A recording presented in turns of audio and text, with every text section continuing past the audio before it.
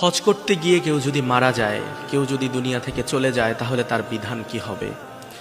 আমাদের প্রিয় এক ভাই এই প্রশ্নটি আমাদেরকে করেছেন।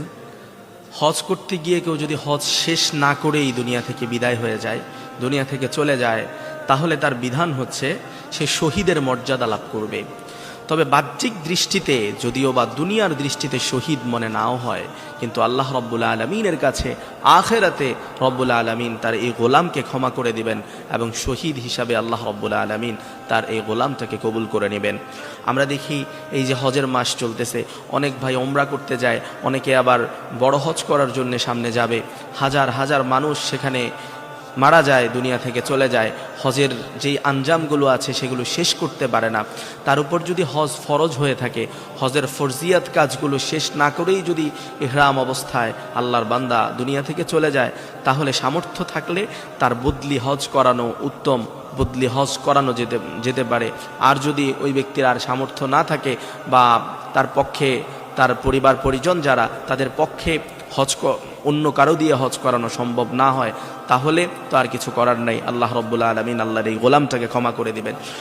সহিহ মিশকাত শরীফের একটা হাদিসের মধ্যে উল্লেখ হয়েছে, আল্লাহর রাসূল সাল্লাল্লাহু আলাইহি ওয়াসাল্লাম বলেন, যে ব্যক্তি হজ করতে বের হয় মারা যায়, তার জন্য কিয়ামত পর্যন্ত আল্লাহ রাব্বুল আলামিন হজের সওয়াব লিখতে থাকবে। সুবহানাল্লাহ, চমৎকার একটি ফজিলত।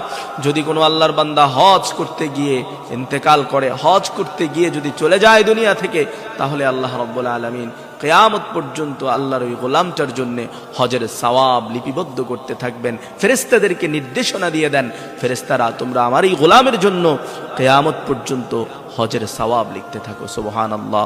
এজন্য হতাশ হওয়ার কোনো কারণ নাই। বাইতুল্লাহতে গিয়ে যদি কারো জীবন চলে যায়, এটা তো তার জন্য সৌভাগ্যের যে বাইতুল্লাহতে আপনার মৃত্যু হয়েছে। এর চাইতে উত্তম সৌভাগ্য আর কি হতে পারে?